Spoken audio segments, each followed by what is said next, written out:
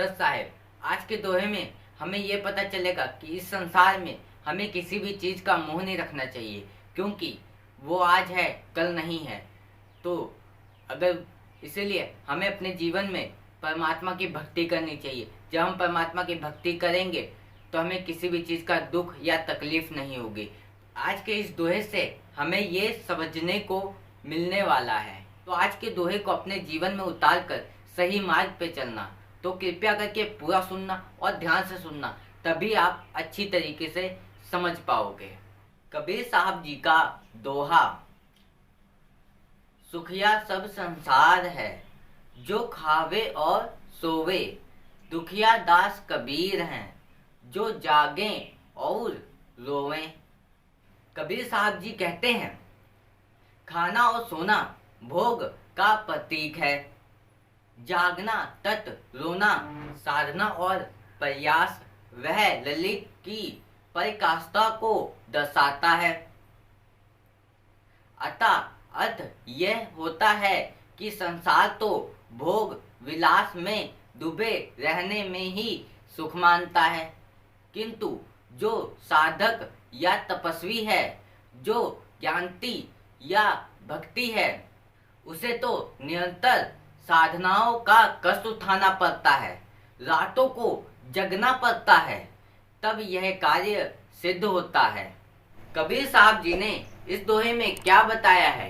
खाना और सोना भोग का प्रतीक है, जागन तत् रोना साधना और प्रयास वह ललक की प्रकाष्ठा को दर्शाता है। इसके अंदर जीव आत्मा है ना, वो समझो खाना और सोना वो तो भोग का प्रतीक है, वो तो हर एक व्यक्ति को ही करना पड़ता है। जिसके अंदर जीव आत्मा है ना, उसे वो करना ही पड़ता है, वो तो प्रतीक है। पर लेकिन साधना और प्रयास वो ही कर पाता है, भक्ति वो ही कर पाता है जो प्रयास करता है कि मुझे सही दिशा में चलना है, भक्ति मार्ग पर चलना है। संसार में कुछ ऐसे व्यक्ति होते हैं जो भक्ति मार्ग को ही उचित मानते हैं और वो कहते हैं कि मुझे उसी मार्ग पे चलना है, मुझे परमात्मा की शरण में रहना है। ये कुछ व्यक्ति ऐसा सोचते हैं, तो हमें सही मार्ग पे चलना चाहिए। उचित दर्शाता है कि भक्ति ही एक सही मार्ग है, मुझे परमात्मा की भक्ति करनी है, ये समझता है। बहुत कम ऐसे व्यक्ति होते हैं जो प्रयास करते हैं कि मुझे भक्ति मार्ग पे चलना है, सही मार्ग पे चलना है। बहुत कम ही लोग मिल पाते हैं। पर लेकिन जो भक्ति और सही मार्ग पे चलता है तो उसे जीवन में कोई तकलीफ, कोई कष्ट नहीं होता है और जन्म और मरण से मुक्ति प्राप्त कर लेता है। और कबीर साहब जी कह गए हैं कि भक्ति के साथ साथ हमें कर्म भी करते रहना चाहिए, क्योंकि कर्म सबसे बड़ा होता है। अपने जीवन में जो ये जीवन मिला है, उस जीवन में हमें सफलता को प्राप्त करने के लिए ये जीवन मिला है, तो हमें सही मार्ग पे भी चलना चाहिए और भक्ति मार्ग पे चलना चाहिए, और उसके साथ साथ हम अपने कर्म को भी कर सकते हैं। ये मतलब नहीं है कि साधना और उसका प्रयास कर लिया और भक्ति मार्ग पे चलने लग गए, फिर उसके बाद तुम अपना कर्म भूल गए। कर्म को नहीं भूलना है, कर्म को भी करते रहना है। अर्थात ये होता है कि संसार तो भोग विलास में डूबे रहने में ही सुख मानता है, पर इस संसार में सुख नहीं है। तुम इस संसार की चीजों में मोह रखते हो कि तुम सोचते हो कि ये मुझे सुख देगा, पर वो आज जीवन के लिए सुख नहीं है। अगर आप आज जीवन के लिए सुख प्राप्त करना चाहते हो तो वो तो केवल परमात्मा की भक्ति से हो सकता है। जब तुम भक्ति करोगे, सही मार्ग पे चलोगे, परमात्मा की शरण में रहोगे, तो आपको वो सुख है, वो आजीवन का सुख है। उससे तुम्हें शांति और शीतलता, तुम्हारा मन शांत हो जाएगा। और अगर तुम इस संसार की चीजों में मोह रखते हो तो वो आज है कल नहीं, वो जब चला जाएगा फिर तुम उदास। तो इस संसार की चीजों पे मोह मत रखो, उस परमात्मा की भक्ति में मोह रखो, उस परमात्मा की भक्ति करो, उस मार्ग पे चलो। पर इसका मतलब ये भी नहीं है कि आप कर्म छोड़ दो। कर्म करना है, कर्म के साथ साथ भक्ति मार्ग पे भी चलो, क्योंकि भक्ति से हमें शांति और सुख सब प्राप्त होता है। किंतु जो साधक या तपस्वी है, जो ज्ञानती या भक्ति है, अब देखो, जो ना साधक या तपस्वी होता है वो भक्ति मार्ग को ही सही समझता है। वो कहता है कि मुझे भक्ति करनी है और वही सही रास्ता मानता है। तो इसी प्रकार हमें भी, क्योंकि ज्ञानती या भक्ति जो होती है ना, हमें भी उसी प्रकार करनी चाहिए जिस प्रकार साधक या तपस्वी होता है। हमें भक्ति मार्ग को ही सही समझना चाहिए, हमें सही दिशा में चलना चाहिए, क्योंकि भक्ति से ही हमारे सारे दुखों का खत्म हो जाएंगे, सारे दुख खत्म हो जाएंगे और हम जीवन में सुखी हो जाएंगे।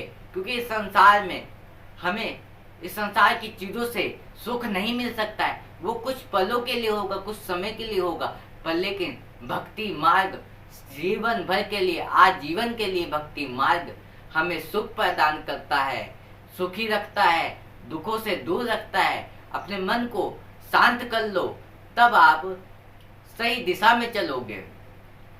और इसीलिए हमें भक्ति मार्ग पे चलना चाहिए। जैसे साधक या तपस्वी होते हैं, तो उसी प्रकार हमें भी भक्ति मार्ग पे चलना चाहिए। इसका मतलब ये नहीं है कि आप भक्ति मार्ग में चलने लग गए तो आप कर्म को छोड़ दो। कर्म को करो, कर्म के साथ साथ भक्ति भी करो, तब आपको जीवन में कभी भी दुख नहीं होगा, तकलीफ नहीं होगी। उसे तो निरंतर साधनाओं का कष्ट उठाना पड़ता है, रातों को जगना पड़ता है, तब यह कार्य सिद्ध होता है। अब देखो, जो तपस्वी होता है ना, वो रातों को जगता है, साधना करता है, सब कुछ करता है, तब जाके उसका वो कार्य सिद्ध होता है। तो हमें ये सब करने की जरूरत नहीं है, हमें बस अपना मन साफ करने की जरूरत है। हमें अपने अंदर की सारी बुराइयों को खत्म करने की जरूरत है।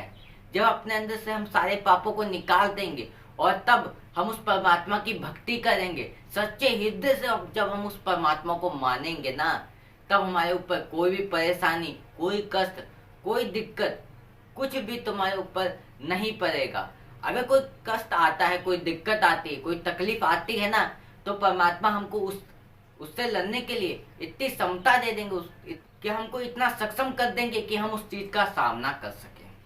तो इसीलिए हमें भक्ति मार्ग पे चलना चाहिए, हमें भक्ति करनी चाहिए। अगर आप हृदय से परमात्मा को मानते हो तो सब कुछ उसी के ऊपर छोड़ दो। ये कहो कि जो वो करेगा सब अच्छा ही करेगा, तो बस उसके ऊपर छोड़ दो और अपने कर्म को करने लग जाओ। मैं ये नहीं कहता हूँ कि अपना कर्म छोड़ दो। तुम सफलता पाना चाहते हो अपने जीवन में, अगर कुछ पाना चाहते हो, जीवन में सफलता पाना चाहते हो, तो उसके लिए तो मेहनत करनी पड़ेगी, उसके लिए कर्म करना पड़ेगा। कर्म नहीं करोगे तो कहाँ से फल खाओगे? तो इसीलिए कर्म करो, मेहनत करो, उस चीज को पाने के लिए पूरी शिद्दत से मेहनत कर दो, तब जाके तुम्हें वो सफलता मिल जाएगी। और उस परमात्मा को ऊपर बाकी छोड़ दो, अपने काम को करते रहो, तब जाके तुम जीवन में सफलता पाना चाहोगे तो पा लोगे। और भक्ति मार्ग पे पूरे हृदय से, साफ दिल से उस परमात्मा को मानो, अपने अंदर से सारी पापों को, सारी बुराइयों को खत्म कर दो, तब तुम्हें परमात्मा की कृपा हो जाएगी तुम्हारे ऊपर। अगर कोई तुम्हें गलत शब्द बोलता है या कोई गलत शब्द का उपयोग कर रहा है या गलत शब्द बोल रहा है, तो उससे तुम मत बोलो, तुम्हें बोलने की जरूरत नहीं है उससे। सब वो परमात्मा देख रहा है, उसका परिणाम उसको तो वो परमात्मा दे देंगे, पर हमें कुछ करने की जरूरत नहीं है। पर ये भी नहीं है कि कहते हैं कि अधिक से ज्यादा बोलना भी अच्छा नहीं होता, अधिक से ज्यादा चुप रहना भी अच्छा नहीं होता है। अगर तुम्हें अपने शब्दों का उपयोग करना आता है तो आप बोल सकते हो, पर किसी को गलत शब्द का उपयोग मत करो, अपने अच्छे शब्दों से भी उसको बोल सकते हो। तो आज के लिए बस इतना ही, फिर मिलेंगे ऐसे ही एक नए दोहे के साथ। और इस चैनल पर कबीर साहब जी के रोज नए नए दोहे आते रहते हैं, उसे सुनने के लिए चैनल को सब्सक्राइब कर लेना। सच साहेब।